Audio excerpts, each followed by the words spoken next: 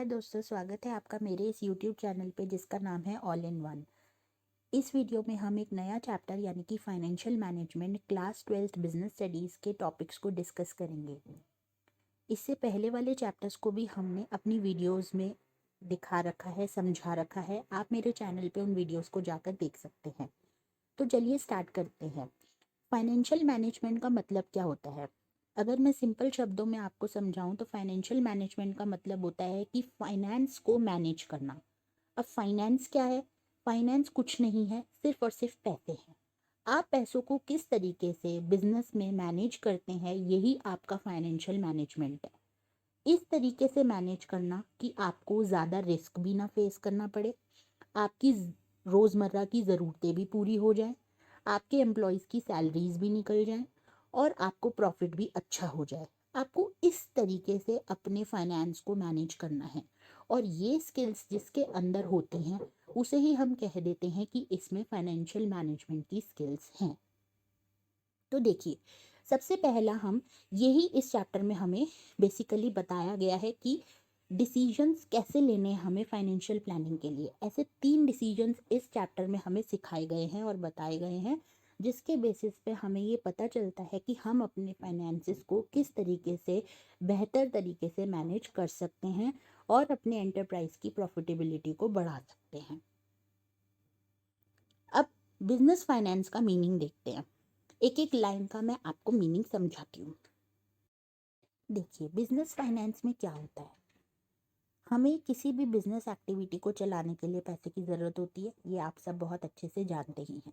पैसा हमें किसी भी चीज़ के चलाने के लिए चाहिए ही चाहिए। सारी बिजनेस एक्टिविटीज़ ऑलमोस्ट जितनी भी होती है उसमें फाइनेंस की ज़रूरत होती है। तो फाइनेंस जो है वो हमें चाहिए अपने बिजनेस को इस्टेब्लिश करने के लिए, उसको चलाने के लिए, उसको मॉडर्नाइज करने के लिए। मॉडर्नाइज यानी कि हमें आज के तरीके से ही तो बिजनेस को चलाना होगा ना, हम आउटडेटेड बिजनेस नहीं कर सकते। और उसको एक्सपैंड करने के लिए और डाइवर्सिफाई करने के लिए तो ये ज़रूरी है बिजनेस फाइनेंस। अगर हमें अपने बिजनेस में कोई एसेट्स खरीदने हैं, जो कि जैसे मशीनरी, हमें फैक्ट्रीज खरीदनी है, हमें बिल्डिंग्स खरीदनी है, हमें ऑफिसेज खरीदने हैं, ये टेंजिबल हो गए। इनटेंजिबल जैसे कि हमें पेटेंट्स खरीदने हैं, ट्रेडमार्क खरीदने हैं, हमें एक्सपर्टीज टेक्निकल्स को लेना पड़ेगा अपने बिजनेस को आगे बढ़ाने के लिए। तो इस वजह से हमें बिजनेस फाइनेंस की ज़रूरत पड़ती है।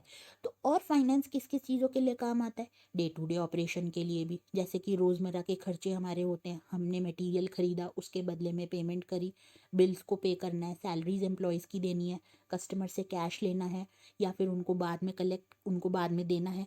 तो ये सब जो स्टेज है बिजनेस की, इन सब पे हमें फाइनेंस की ज़रूरत पड़ती है। तो अगर हमारा अच्छे से, जब हमें ज़रूरत हो और हमारे पास फाइनेंस अवेलेबल हो, तो इससे ये पता चलता है कि बिजनेस जो है वो बहुत अच्छा ग्रोथ कर सकता है और वो सरवाइव भी कर सकता है। तो अगर एडिक्वेट फाइनेंस अवेलेबल है तो ये बहुत ही इंपॉर्टेंट है सर्वाइवल और ग्रोथ की बिजनेस के लिए। तो अब देखिए, हम फाइनेंशियल मैनेजमेंट के बारे में पढ़ते हैं। अब आप खुद सोचिए कि अगर आप कोई भी फाइनेंस लेते हैं या आप जो भी लेन देन करते हैं, क्या वो ऐसे ही फ्री में आ जाता है? नहीं, हमें उसके बदले में कोई ना कोई कॉस्ट चुकानी ही पड़ती है। ठीक है, तो इसीलिए जब हम उस कॉस्ट को चुकाते हैं तो दैट मीन्स जो हमारे पास फाइनेंस अवेलेबल है हमें उसे केयरफुली मैनेज करके रखना चाहिए।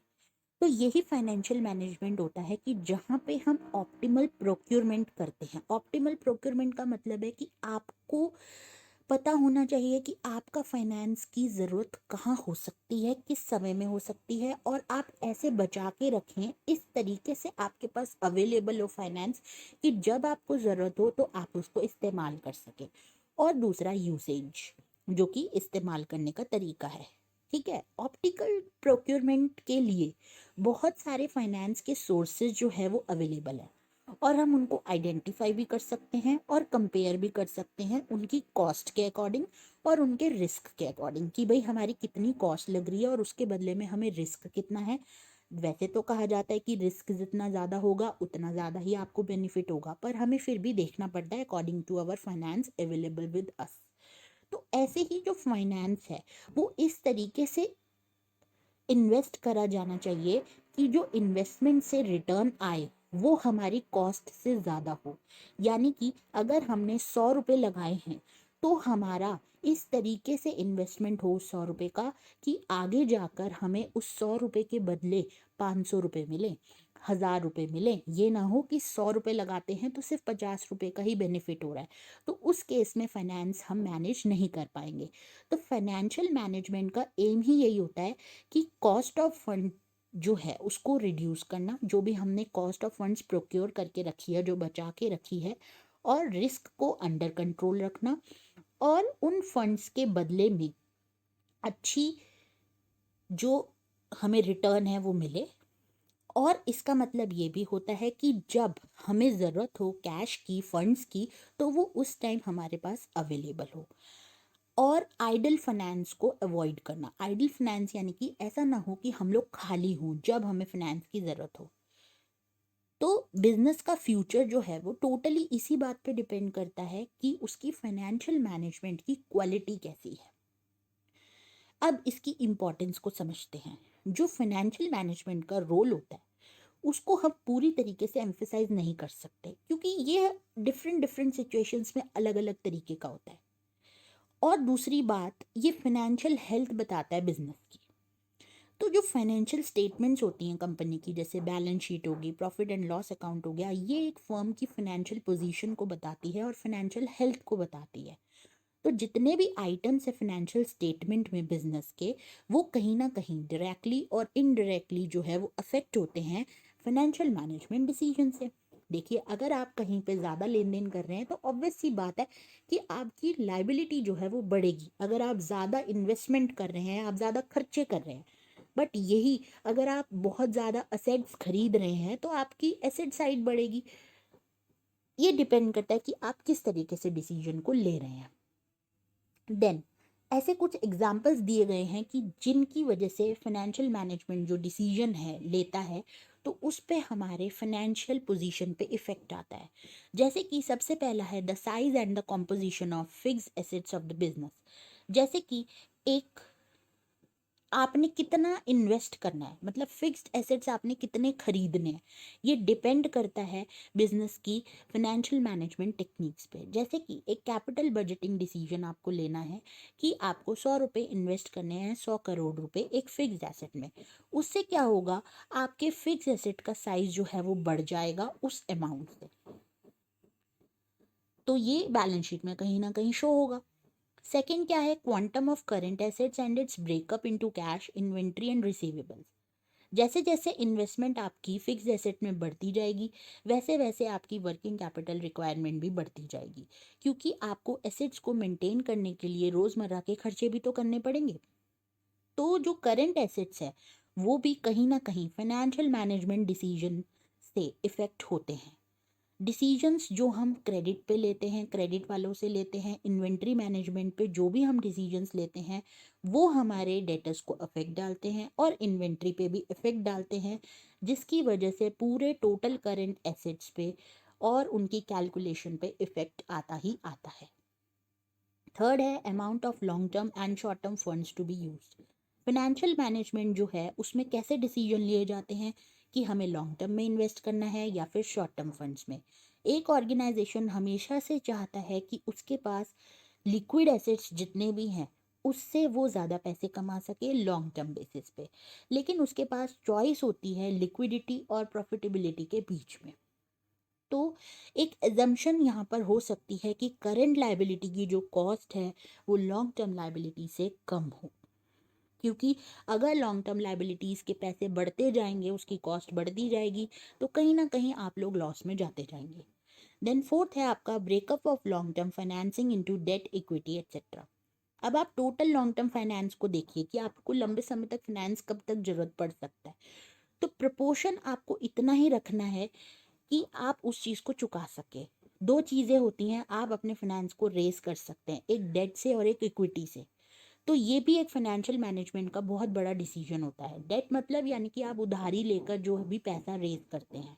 इक्विटी मतलब कि आप जैसे शेयर्स खरीद कर, डिबेंचर्स खरीद कर, ये सब जो आप करते हैं पैसा रेज, वो इक्विटी के अंडर आता है। तो जो अमाउंट है डेट का, इक्विटी शेयर कैपिटल का है, प्रेफरेंस शेयर कैपिटल का है, वो कहीं ना कहीं फाइनेंसिंग डिसीजन को इफेक्ट करेगा। जो कि एक पार्ट है फाइनेंसिंग मैनेजमेंट का। अगर आप उसको प्रॉपर अच्छे तरीके से मैनेज कर सकते हैं तो इसका मतलब वो भी आपके बिजनेस में शो होगा। देन फिफ्थ है all items in the profit and loss account, जैसे कि इंटरेस्ट, एक्सपेंस, डेप्रिसिएशन एट्सेट्रा। जितना ज़्यादा डेट का अमाउंट होगा उतना ज़्यादा आपका इंटरेस्ट ज़्यादा होगा एक्सपेंस का आगे फ्यूचर में जाके। ऐसे ही अगर आप ज़्यादा इक्विटी का इस्तेमाल करेंगे उससे क्या होगा, आपको डिविडेंड की पेमेंट ज़्यादा करनी होगी। डिविडेंड क्या होता है, एक प्रॉफिट का हिस्सा होता है जो आपको अपने शेयर होल्डर्स को देना पड़ता है। तो जितना ज़्यादा आप इक्विटी में इन्वेस्ट करेंगे उतना ज़्यादा आपको डिविडेंड की पेमेंट करनी पड़ेगी। ऐसे ही अगर आपको बिजनेस का एक्सपेंशन करना है यानी कि उसको बढ़ाना है, उससे क्या होगा, ये क्या है, बिजनेस का एक्सपेंशन है, कैपिटल बजटिंग डिसीजन है जो आपके बिजनेस को कहीं ना कहीं इफेक्ट करेगा और जो भी आपके प्रॉफिट एंड लॉस अकाउंट में जितने भी आइटम्स हैं बिजनेस के उन सबको इफेक्ट करेगा। तो इसलिए ये कहा जाता है कि जो फाइनेंशियल स्टेटमेंट्स हैं बिजनेस के वो जनरली फाइनेंशियल मैनेजमेंट डिसीजन के ऊपर ही डिपेंड करते हैं। ऐसे ही अगर आगे की फाइनेंशियल स्टेटमेंट्स भी होंगी जो वो भी डिपेंड किस पे करेंगी, हमारे जो पिछले फाइनेंशियल डिसीजंस होंगे और जो करंट हम ले रहे होंगे। क्योंकि कहीं ना कहीं इसका कहने का ये मतलब है कि हम लोगों को स्टार्टिंग ही इतनी अच्छी करनी चाहिए, क्योंकि जो हम स्टार्ट करने जा रहे हैं वो आज की जो हमारी करंट स्टेटस है वो कहीं ना कहीं फ्यूचर में जाकर हमारे लिए पास्ट बन जाएगी और वही हमारे फ्यूचर जो हमारे डिसीजंस हैं उन पे इफेक्ट डालेगी।